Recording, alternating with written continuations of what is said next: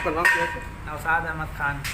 जी, बहुत बहुत धन्यवाद आपको पेट्रोल देने के लिए। शुक्रिया शुक्रिया। मैं बहुत काफ़ी परेशानी में था, लेकिन आपने मेरी होता सहायता है, की। सब सबके साथ होता है, इसलिए आपको कोई बहुत दिक्कत बहुत नहीं है। धन्यवाद। खुदा आपको मदद करेगा आज पूरा दिन। शुक्रिया शुक्रिया।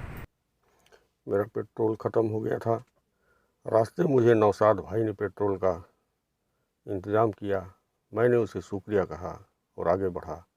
मुझे भूख लगी थी और मैं अजगर बाहर पहुंच चुका था और मैं यहाँ छोटी सी होटल में नाश्ता किया और मैं यहाँ कुछ जानकारी लिया कि रानी झरिया का निर्माण कब हुआ।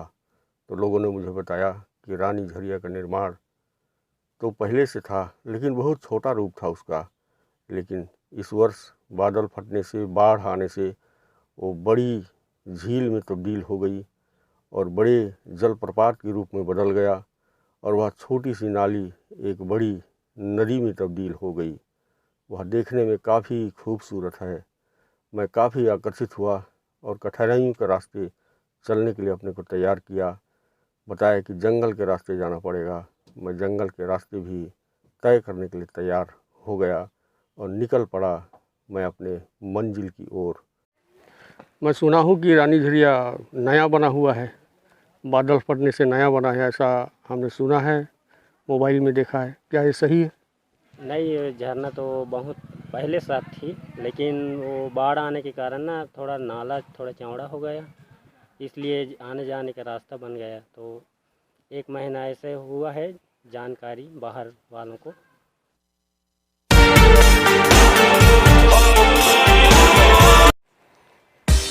कुछ देर ठहर कर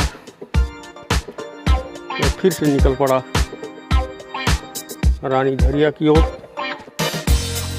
वैसे मुझे स्थानीय निवासियों ने बताया कि करीब 2.5 किलोमीटर आपको पैदल चलना पड़ेगा, लेकिन प्राकृतिक प्रेमियों के लिए 2.5 किलोमीटर कुछ नहीं होता। लोग पैदल ही चले आते हैं। प्राकृतिक प्रेमी ये बच्चे, मुझे कुछ कोल्ड ड्रिंक्स इन्होंने दिया, जिसे पीने के बाद मैं काफ़ी राहत महसूस कर रहा हूँ। और अब यहाँ कुछ देर ठहरने के बाद अब आगे बढ़ने की तैयारी है। तो हम आगे इस समय बढ़ रहे हैं। इसमें चलते चलते अभी थक गया और कुछ देर के लिए मैं इस पेड़ की छाया में बैठ गया हूँ, जहाँ मुझे काफ़ी सुकून मिल रहा है। इस पहाड़ी की चोटी को आप निहार सकते हैं, कितनी ऊंची है यह पहाड़ी और यह कितनी हरियाली है। यह जंगल देखिए कितना खूबसूरत, ये पहाड़, नदियाँ, ये झरने आपके मन को मोहने के लिए काफ़ी है। आप देख सकते हैं ये कितना कठिन है यहाँ उतरना, कितना जोखिम है।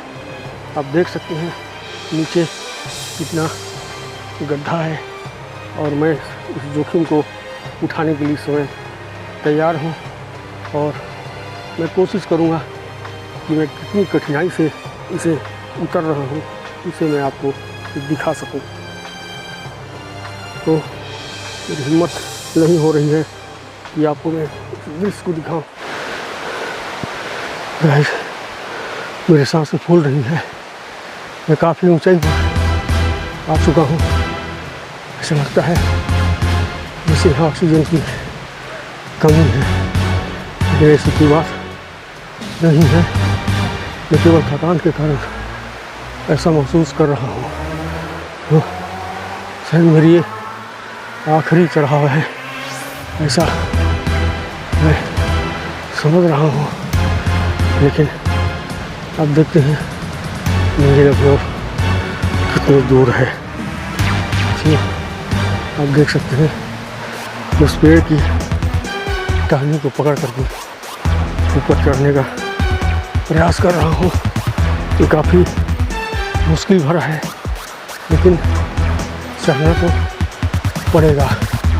मैं जोखिम उठा करके भी मैं उस दृश्य को देखना चाहूँगा, जिस दृश्य के बारे में मैंने सुना था कि यह बादल के फटने से एक जलप्रपात बन गया और जलप्रपात के नीचे एक बड़ी नदी बन गई। ये सब कुछ मैं देख रहा हूँ। ये नदी में रास्ता तो बन गया और ये जो नदी मैंने पहले दिखाया वह पहले कभी एक छोटा सा नाला हुआ करता था, किंतु बादल फटने की वजह से यह एक नदी में बदल गया। स्थानीय निवासी बताते हैं कि यहाँ पहले भी ये झरना था, लेकिन वहाँ पहुँचने का कोई रास्ता नहीं था, किंतु बादल फटने की वजह से नदियाँ बन गई और नदियाँ बनने की वजह से उन नदियों में रास्ते बन गए, जिससे चल करके हम उस प्राकृतिक झरने के पास, उस रानी झरिया के पास पहुंच सकते हैं। प्रकृति की अद्भुत रचना का वर्णन मैं अपने शब्दों में बयान नहीं कर सकता, तो आप स्वयं देख करके इसका अनुभव कर सकते हैं, महसूस कर सकते हैं कि यह प्रकृति आपको कितना सुकून और कितना आराम देता है। दोस्तों, अब आगे का दृश्य आपके सामने। प्लीज़ लाइक करें, शेयर करें, सब्सक्राइब करें और घंटी को ज़रूर बजाएं। और अब मैं प्राकृतिक झरने जैसे रानी झरिया के नाम से जानते हैं, मैं वहाँ पहुँच चुका हूँ और मैं कुछ ही देर में आपको ये दृश्य दिखाने वाला हूँ। ये भाई जो खड़े हैं वो मुझे इस चढ़ाई में चढ़ने के लिए और उतरने के लिए उन्होंने मेरी काफ़ी मदद की है। आइए मैं आपको आगे का दृश्य दिखाता हूँ। आखिरकार मैं उस जगह पहुँच ही गया जिसकी तलाश में मैं निकला था। लंबी थकान रास्ते के बाद जब मैं इस खूबसूरत नज़ारे को देखा, मेरा थकान एकदम से पूर्ण हो गया और मैं आनंद से भर गया इस प्रकृति की अद्भुत रचना को देख करके। गाइस, यह जगह यदि आपको आना हो तो कोरबा से 35 किलोमीटर दूर अजगर बहार आपको जाना होगा। अजगर बहार से आपको पैदल रास्ते करीब 6 किलोमीटर आपको तय करना पड़ेगा और रास्ता काफ़ी ऊबड़ खाबड़ है, चट्टानों से भरा पड़ा है और आपको कभी चट्टान के सीधे ऊंचाई पर चढ़ना पड़ेगा और कभी चट्टान से सीधे नीचे उतरना पड़ेगा। काफ़ी खतरनाक रास्ता है, कभी भी आपके साथ कुछ भी हादसा हो सकता है। अतः आप जब भी यहाँ पर आएँ तो पूरी तैयारी के साथ आएँ, हल्के कपड़े पहने और टाइट जूते पहने और हो सके तो हाथ में एक लाठी लेकर के चलें, ताकि आपको रास्ता चढ़ने उतरने में आपको मदद मिलेगी। गाइस, यह जगह, इसका नाम है रानी झरिया। कहते हैं कि कुछ ही दिन पहले यहाँ बादल फटने से यह नया जलप्रपात बन गया। ये आपको वाटरफॉल जो दिखाई दे रहा है ये बन गया। पहले भी ये वाटरफॉल हुआ करता था, लेकिन एक पतली सी धारा यहाँ पानी गिरती थी और नीचे एक पतली सी नाली बनी हुई थी, लेकिन बादल फटने से यह एक विशाल जलप्रपात बन गया और इसके नीचे एक बड़ी नदी बन गई और यही नदी यहाँ आने जाने का रास्ता है। जब आपको आना होगा तो आपको इसी नदी के रास्ते आना पड़ेगा। अभी यहाँ किसी प्रकार का कोई रास्ता बना नहीं है, क्योंकि यह महीने भर पहले ही इसे खोजा गया, महीने भर पहले ही इसे देखा गया है। इसे भी एक शिक्षक ने सबसे पहले इसे देखा था और उनके द्वारा ही यह वायरल हुआ और यहाँ लोग जाने लगे। काफ़ी लोगों का आना जाना यहाँ रहता है। ये जो बच्चे नहा रहे हैं आप इन्हें देख सकते हैं, ये मुझे बहुत ही इन्होंने रास्ते में भी मदद किया, कोल्ड ड्रिंक पिलाया। यहाँ पहुँचने के बाद इन्होंने मुझे अपने साथ खाने के लिए आमंत्रित किया। ये बच्चे यहाँ पिकनिक मनाने के लिए आए थे और बहुत ही ये प्यार से उन्होंने मुझे अपने साथ बैठाया, भोजन खिलाया, स्वादिष्ट भोजन खिलाया और मैं भोजन खा करके मैं फिर से एक बार फिर नया स्फूर्ति मेरे शरीर में आया और फिर वापस आने के लिए मैं इन्हीं बच्चों के साथ वापस आया। गाइस, इसका नाम है रानी झरिया। झरिया का मतलब होता है पझरा पानी। पझरा पानी का मतलब होता है झरना। झरने का पानी जब कहीं निकल करके कुंड का निर्माण कर देता है उसे झरिया कहते हैं। और ये झरिया वास्तव में इसका नाम रखा गया रानी झरिया।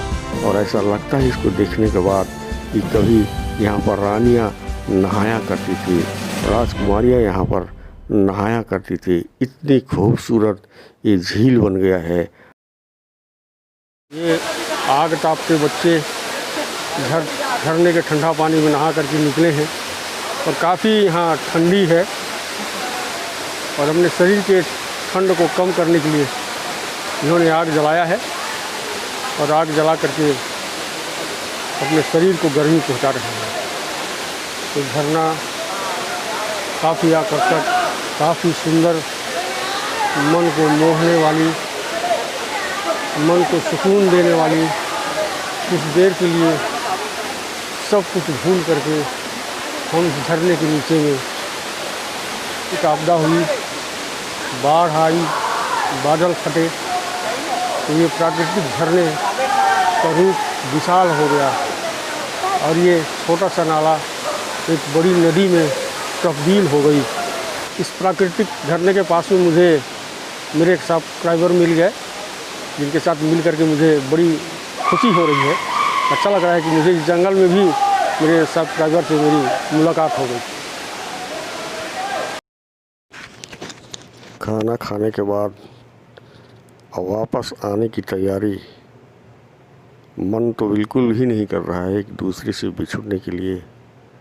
ये बच्चे मुझे छोड़ना नहीं चाहते और मैं बच्चों को छोड़ना नहीं चाहता, लेकिन जाना पड़ेगा।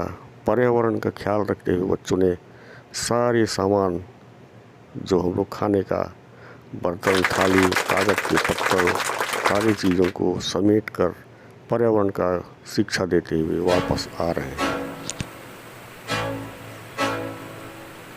जब भी आप यहाँ आएँ पर्यावरण का ख्याल ज़रूर करें।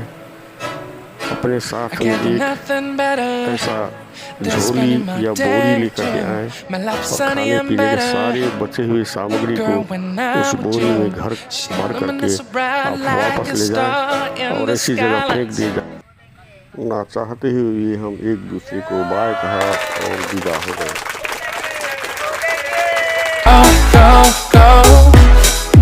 London, Paris, Tokyo, oh, shawty we could go. Don't need no luggage, nah, nah, nah, nah. Don't need no stress, girl, nah, nah, nah, nah. Just me and your sun's alright, girl. I want nobody but you.